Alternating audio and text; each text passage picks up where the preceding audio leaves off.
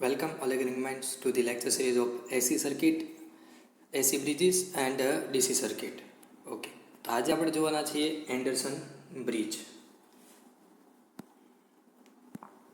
So first of all any definition જોઈએ. The Anderson bridge gives the accurate measurement of self inductance of the circuit. એટલે કોઈ પણ circuit છે એનો તમારે ઇન્ડક્ટન્સ, એટલે આ તમે કોઇલ દોરો છો બરોબર, તો આ જે કોઇલ છે એ ઇન્ડક્ટન્સ એનો એલ જે આપે તમને એનો એકમ છે એલ, ઇન્ડક્ટન્સનો એકમ છે હેનરી, એ તમારે ફાઇન્ડ કરવો હોય તો એની માટે તમારે એન્ડરસન બ્રિજનો યુઝ કરી શકો છો. તો સેમ વસ્તુ તમે જોઈ હતી ક્યાં, તો કે મેક્સવેલ ઇન્ડક્ટન્સ કેપેસિટન્સ બ્રિજમાં. તો આ જે છે એનું એડવાન્સ વર્ઝન છે. ઓકે, એન્ડરસન બ્રિજ છે મેક્સવેલ ઇન્ડક્ટન્સ કેપેસિટન્સ બ્રિજનું એડવાન્સ વર્ઝન છે. In the Anderson bridge the unknown inductance, એટલે પહેલાં અહીંયા જોઈ લો તમે, આ મેક્સવેલ બ્રિજ છે બરાબર, જે તમે આગળ જોયો હતો.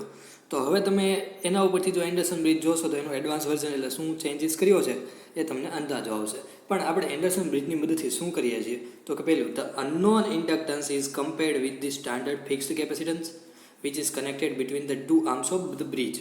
ઓકે, એટલે કે એક અનનોન ઇન્ડક્ટન્સ છે, આ ઇન્ડક્ટન્સ એલ જે આપણે ફાઇન્ડ કરવાનો છે. એટલે અહીંયા જોઈએ તો એની સર્કિટ છે, એમાંથી આ એલ આ ઇન્ડક્ટન્સ છે જે આપણે ફાઇન્ડ કરવાનો છે. અને એને આપણે કમ્પેર કરી અને ગોતશું કોની સાથે, તો કે આ એક સ્ટાન્ડર્ડ કેપેસિટર સી જે છે એની સાથે ગોતશું. તો એની વેલ્યુ ફિક્સ જ રહેવાની છે બરાબર, તો એની સાથે ગોતશું. And which is connected between the two arms of the bridge, એટલે એ તમે જોઈ શકો છો કે આ કંઈક નવું લાવ્યા બરાબર. અત્યાર સુધી આ ચાર જ બ્રિજ, આ ચાર જ આમ હતા, આમાં નવું લાવ્યા એક વચ્ચેનો આમ, એટલે કે બે બ્રિજની વચ્ચે એક આમ જે છે એ વધાર્યો છે. તો ત્યાંથી આપણે જોડેલું છે, એનો મતલબ એમ કે આ સર્કિટ છે આના કરતાં થોડીક કોમ્પ્લેક્સ થઈ. તો હવે આ બધી વસ્તુ જે છે તમે જ્યારે ડિસએડવાન્ટેજીસમાં ખબર પડી જશે બરાબર છે. So now construction of the Anderson bridge. The bridge has four arms AB, BC, CD and AD. Okay, which can shown in the figure. The arm AB consists unknown inductance along with the resistance. એટલે અહીંયા જે છે ને with resistance, તો અહીંયા તમને resistance આ small R1 ને એની સિવાયનો એક રેઝિસ્ટન્સ છે. એટલે આ આખો આમ જો દોરું હું તો આવી રીતે થશે. આ L1, આ R1, પછી પાછો R આવશે બરાબર, એટલે પછી પાછો આવશે સ્મોલ r. એટલે તમે જો દોરો તો આ રીતે, તો આ રીતે હશે. એટલે અહીંયા વચ્ચે જે છે તમને આ સર્કિટમાં ક્યાંય R1 જોડેલો નથી. એટલે અહીંયા જો એ લોકોએ વચ્ચે L1 R1 લખેલું છે, એનો મતલબ એમ કે R1 જે છે એ પણ સિરીઝમાં છે. એટલે તમે જ્યારે સર્કિટ દોરો ત્યારે તમે એ જ રીતે દોરો તો વધારે સારો બરાબર છે. તો અહીંયા L1 છે, આ સ્મોલ r છે એમ માની લો, અને આ જે છે સ્મોલ R1 છે અને આ કેપિટલ R1 છે બરાબર. તો આ તમારો પહેલો આર્મ થઈ ગયો. And the other three arms consist of purely resistive arm connected in the series with circuit. આ ખાસ વાત થઈ ગઈ, જો અહીંયા બધી જગ્યાએ પ્યોરલી રેઝિસ્ટિવ છે, બીજે ક્યાંય આમાં રિએક્ટન્સ કે એવું કોઈ એડ થતું નથી. પ્યોરલી ખાલી ને ખાલી એમાં રેઝિસ્ટન્સ જોઈન્ટ કરેલો છે, અવરોધ જ જોઈન્ટ કર્યો છે, એના સિવાય બીજું કંઈ છે નહીં બાકીના ત્રણ આર્મમાં. ઓકે, તો હવે તમને ખબર જ છે શું કરવાનું હોય છે, તો કે એક આર્મની વેલ્યુ જો તમારે ફાઇન્ડ કરવી, અહીંયા તમારે L1ની ફાઇન્ડ કરવી છે વેલ્યુ, તો તમને આ બાકીના ત્રણ આર્મ એટલે આ અને આ ત્રણ આર્મ એટલે કે R2, R3, R4ની વેલ્યુ ખબર હોવી જોઈએ. અને હજી the static capacitor and the variable resistors are connected in series and placed in parallel with the CD arm. એટલે આ જે આર્મ જે છે આ CD આર્મ એને સિરીઝમાં C જોડ્યો છે અને એની સાથે પેરેલલમાં સ્મોલ r, એટલે જે વેરિયેબલ રેઝિસ્ટન્સ છે, એટલે અહીંયા જો એરો દોરેલો છે એમાં, તો એ સ્મોલ r જોડેલો છે બરાબર. અને સ્ટેટિકનો મતલબ ફિક્સ કેપેસિટર છે કે એને તમે વેરી કરી શકશો નહીં. જો વેરી થઈ તો આપણે આવી રીતે એરો રાખીને દોરતા હોત. Okay, and the voltage source is applied to the terminal A and C. જે આપણે જે અત્યાર સુધી અપ્લાય કરીએ છીએ A અને Cમાં જ આપણે વોલ્ટેજ અપ્લાય કરશું. So theory of Anderson bridge, પહેલી વસ્તુ કે let L1 unknown inductance having resistance R1. Okay, તો L1 જે છે આપણો અનનોન રેઝિસ્ટન્સ છે, જે આપણને ગોતવાનો છે કે જેની વેલ્યુ આપણે ફાઇન્ડ કરવાની છે. તો સાથે હું હોવું જોઈએ, બાકીના ત્રણ આર્મની વેલ્યુ આપણને ખબર હોવી જોઈએ. એટલે કે R2, R3 and R4 are the non inductive resistance. Non એટલે કે જાણીતા, નોન ઇન્ડક્ટિવ રેઝિસ્ટન્સ એટલે કે જેમાં ઇન્ડક્ટિવ એટલે કે એલ ક્યાંય છે નહીં. ઓકે, એટલે કે રિએક્ટન્સમાં કીધું એવી રીતે કેપેસિટિવ રિએક્ટન્સ આવે અને ઇન્ડક્ટન્સ આવે, તો ઇન્ડક્ટિવ રેઝિસ્ટન્સ છે એવો નથી. And C4 is equal to standard capacitor. So now at the balance condition તમે એવું કહી શકો છો કે પોટેન્શિયલ જે છે at B is equal to the potential at E. કેમ? કારણ કે તમને ખ્યાલ છે જ્યારે બ્રિજ બેલેન્સ કન્ડિશન હોય એનો મતલબ શું કે ડિટેક્ટર જે છે એમાંથી તમારે પ્રવાહ પસાર થવો જોઈએ નહીં, ઝીરો હોવો જોઈએ. અને એનો મતલબ એમ કે વોલ્ટેજ ડ્રોપ છે એ ન હોવો જોઈએ. એટલે કે અહીંયા બીમાં જેટલા વોલ્ટેજ હોય એટલા જ વોલ્ટેજ અહીંયા ઈમાં હોય. તો બીમાં ને ઈમાં વોલ્ટેજ સરખા હોય તો એનો મતલબ એમ કે એનો potential difference P D is equal two zero, જે એની કન્ડિશન હતી. તો એના ઉપરથી તમે એમ કહી શકો છો કે અહીંયા I1માં જેટલો પ્રવાહ પસાર થતો હશે એટલો જ અહીંયા I4માં પ્રવાહ પસાર થતો હશે, કારણ કે અહીંયાથી પ્રવાહ પસાર થશે નહીં. બરાબર? એટલે એનો ક્યાંય ભાગ પડશે નહીં. તો બીજે ક્યાંય વારસદાર આવે છે કે નહીં જોઈએ તો હા, I2માં. તો I2માં અહીંયા છે. તો I2માં એનો એક વારસદાર વચ્ચે આવે છે કે જે છે IC. તો અહીંયા તમે જોઈ શકો છો ICમાં પસાર થશે અને બીજો I4માં પસાર થશે. એટલે એનો મતલબ એમ કે I2 is equal two IC plus I4, કારણ કે એમાં બે ભાગ પડે છે. સો હવે આપણે પહેલાં જોયું પોટેન્શિયલ છે બી ને ઈનો સરખો છે, એટલે ડિટેક્ટર જે છે એમાંથી પ્રવાહ પસાર થશે નહીં. એટલે કે હેડફોન હોય કે કોઈ પણ હોય એટલે જ આપણે જે કરીએ છીએ મિનિમમ સાઉન્ડ જે છે એની કન્ડિશન આપણે ટ્રાય કરીએ છીએ.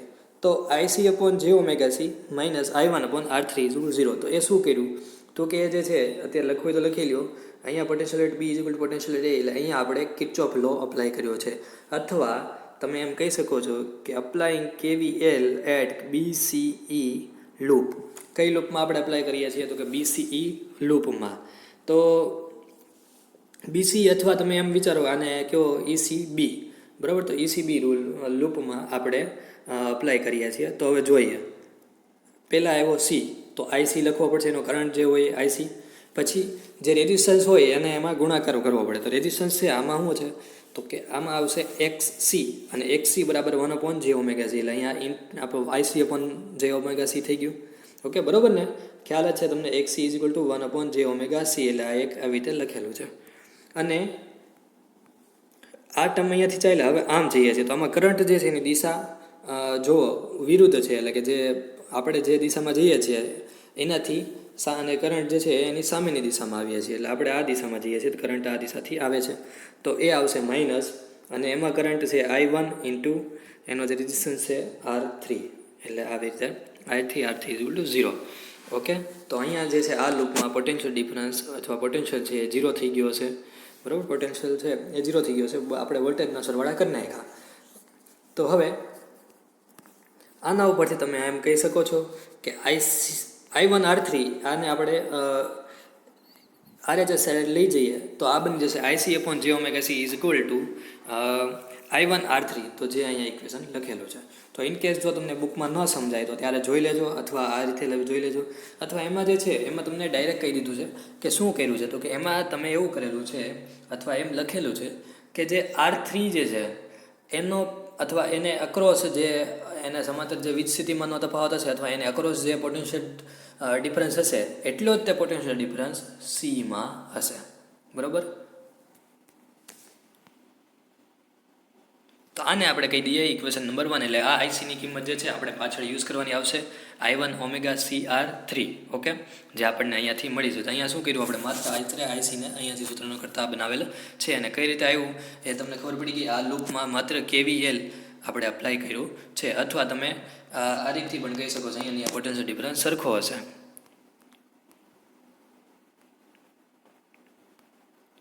So now the other balance condition equation is expressed as potential difference at branch.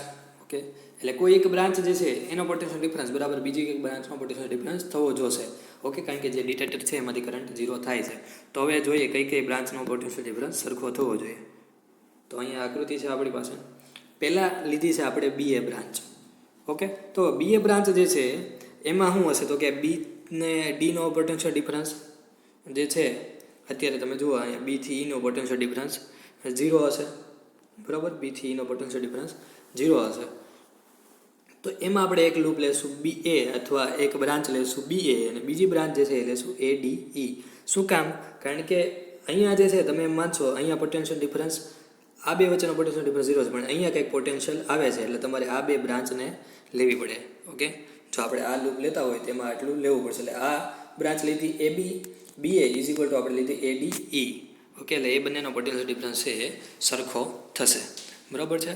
તો હવે આનો પોટેન્શિયલ ડિફરન્સ કઈ રીતે ગણવો, તો અહીંયાથી જોતા જઈએ તો ચાલતી આગળ.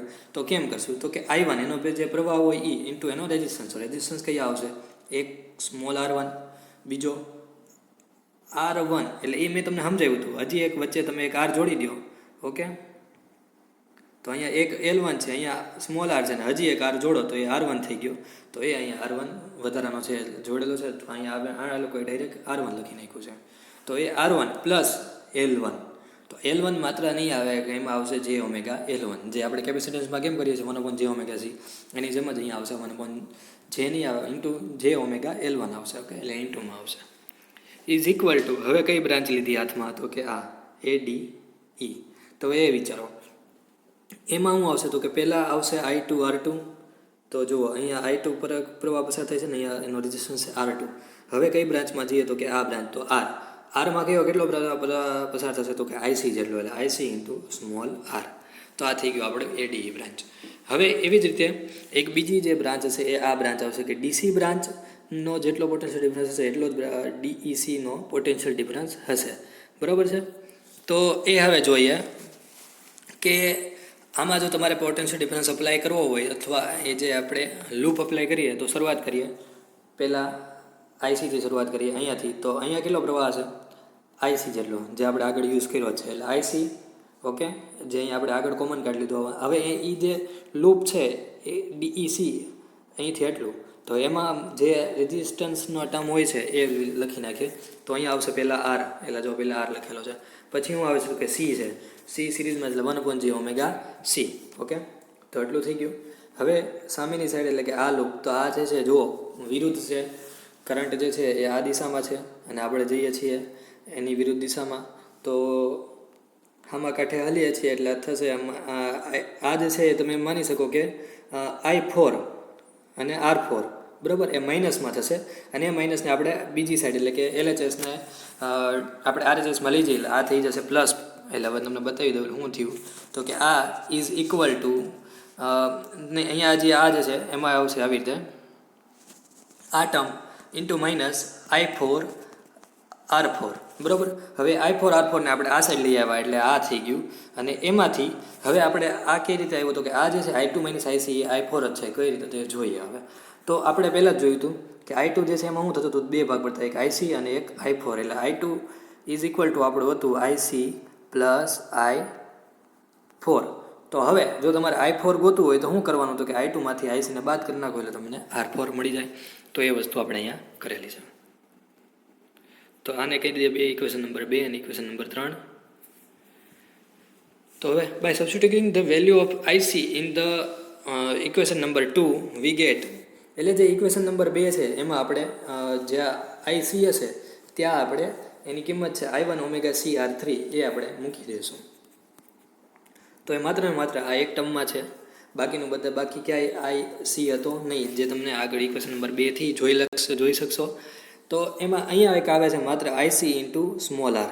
તો એ IC ઇન્ટુ સ્મોલ R જે છે એમાં તમે ICની જગ્યાએ મૂકી દીધું છે I1 J omega C R3 into small R. તો હતો જ. હવે કર્યું એવું, એ જે I1 હતો, સોરી I2 R2 વાળું છે એને આપણે આ સાઈડ લઈ આવ્યા છીએ, અથવા I2 R2 ને સૂત્રનો કરતા બનાવી નાખ્યો છે, અને આ જે ટર્મ હતી એને આ સાઈડ લઈ આવ્યા છે, એટલે કે I1 વાળી. કારણ કે અહીંયા I1 છે ને અહીંયા પણ I1 છે, તો I1 ને આપણે કોમન કાઢી શકશું. તો હવે કોમન કાઢીએ તો એટલું તો હતું તે R1 J ઓમેગા L1 હતું. હવે આ જે છે એ આવશે એની LHSમાં, એટલે થઈ જશે minus J omega C R3 into small R. Okay, બરાબર થઈ ગયું I2. અને હવે આપણે I2 ને સૂત્ર કરતા બનાવેલા બની જશે I1 R1 plus small R1 plus capital R1 plus J omega L1 minus J omega C R3 R upon R2. Okay, હવે સેમ વસ્તુ આપણે કરીશું by substituting value of IC in the equation number 3 we gate.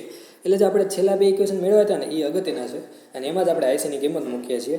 તો હવે આપણને કંઈક આવી રીતે મળશે. તો IC જે છેલ્લું સમીકરણ તો ચોથું અહીંયા લખી દીધું છે IC into R plus 1/J omega C into I2 minus IC into R4. જે કઈ રીતે આવ્યું આપણે જોઈ લીધું તો હમણાં જ. તો હવે એમાં જ્યાં IC છે એટલે અહીંયા જુઓ અહીંયા આપણે મૂકી દીધું I1 ઓમેગા C R3. બરાબર, તો અહીંયા લખાઈ ગયું. તો એ જ રીતે આપણે લખી નાખ્યું છે. અહીંયા મારી લખવામાં મિસ્ટેક થઈ ગઈ છે. બરાબર, આ છે IC is equal two I1 જે ઓમેગા CR3, બરાબર છે. તો હવે એ બધી કિંમત અહીંયા મૂકી દઈએ. સેમ અહીંયા આવશે IC, તો IC is equal two I1 જે ઓમેગા CR3, ઓકે. તો એટલું જ આવશે ને બાકી R4 તો હતો તે બાર. હવે આપણે સાદરૂપ આપીએ તો આ કંઈક આ રીતે કહી શકીએ કે આ ને અંદર ગુણાકારમાં લઈએ તો I1 જે omega CR3 into small r થઈ ગયું. અને હવે અહીંયા જે છે તો આ જે ઓમેગા સી કેન્સલ આઉટ થઈ જશે એટલે વચ્ચે I1 R3. આ નેક્સ્ટ આ સાઈડ છે એને પણ આપણે R4 ને અંદર ગુણાકારમાં લઈ લીધો, બરાબર છે. તો I2 R4 માઇનસ I1 જે ઓમેગા CR3 R4. હવે I2 જે છે એના બરાબર થઈ જશે I2 આમ માનો તો સૂત્રને કરતાં બનાવ્યું તો આ I1 ને આપણે આ સાઈડ લઈ જવું પડે.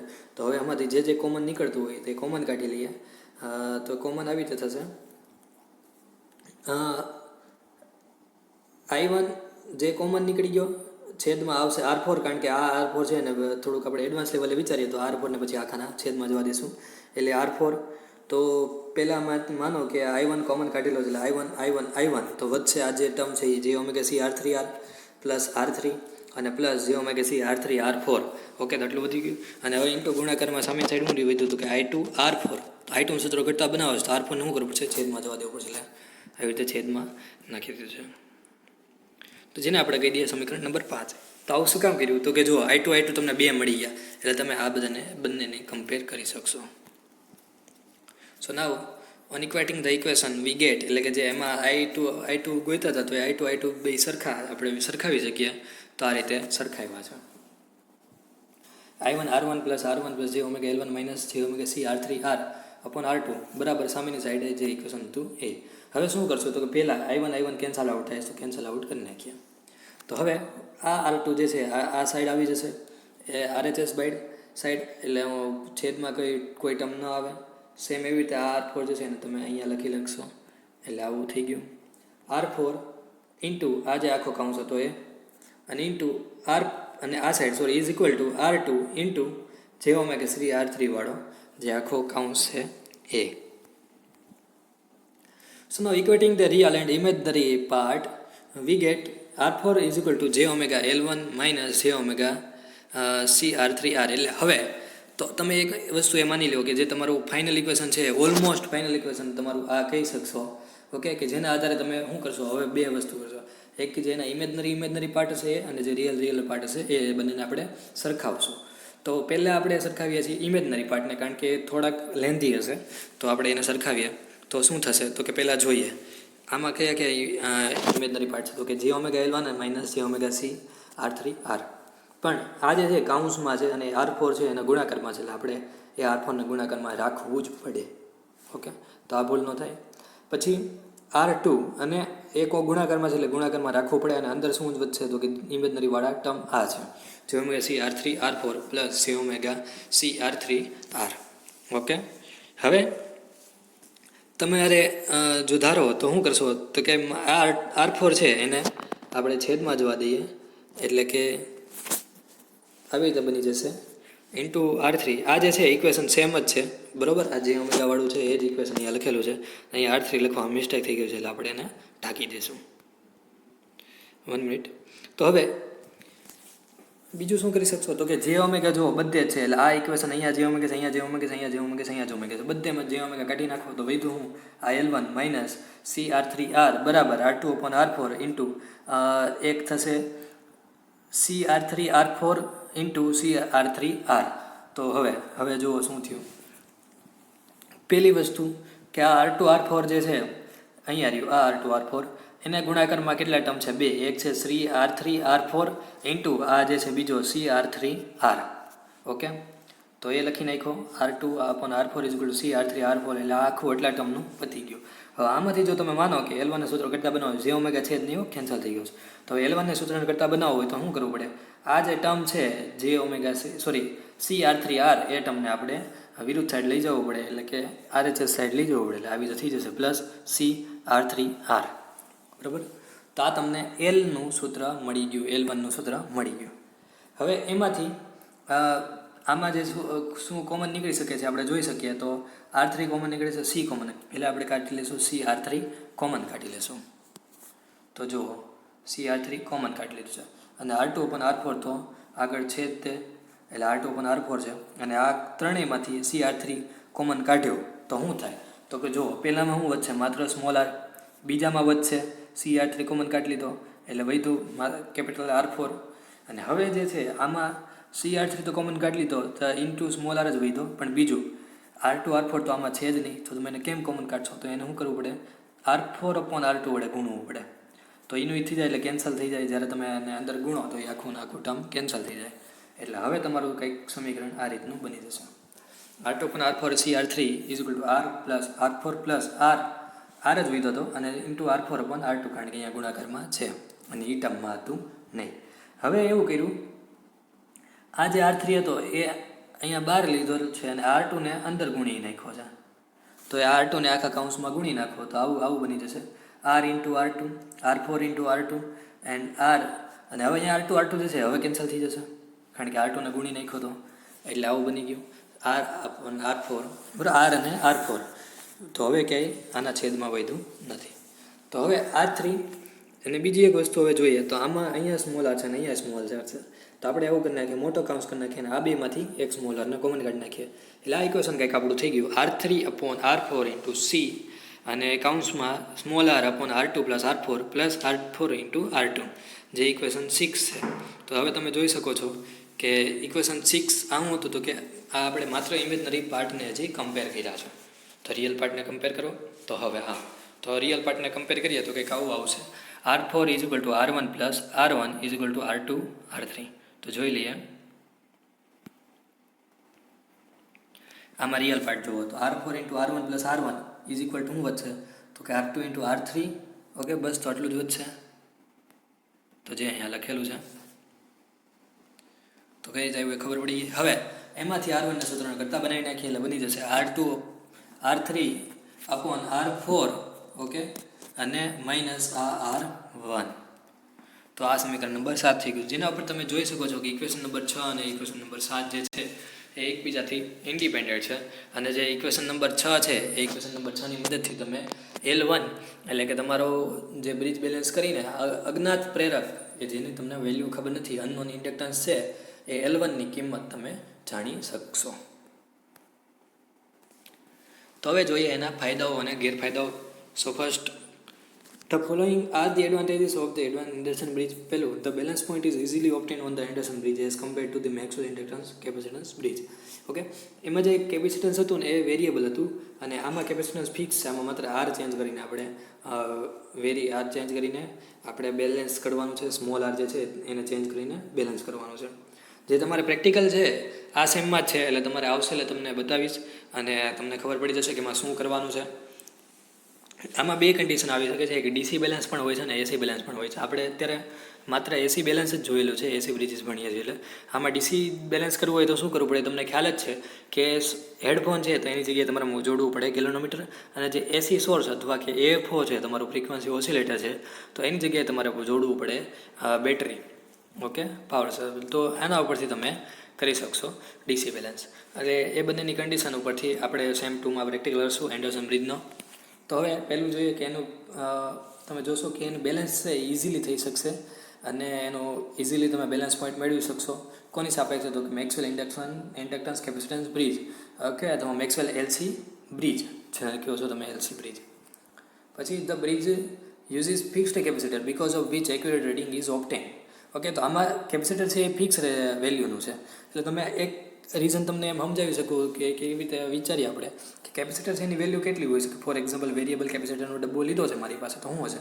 તો કે 0.1, 0.2, 0.3 એવી રીતે માઇક્રોફેરાડેમાં હશે. બરાબર, હવે કઈ રીતની અથવા કેટલી વેલ્યુ હશે એ રીતે હશે. તો આ એક પહેલી વસ્તુ કે આમાં એ આખો જે છે ફિક્સ કેપેસિટર છે એટલે એક તો સસ્તું થઈ જશે.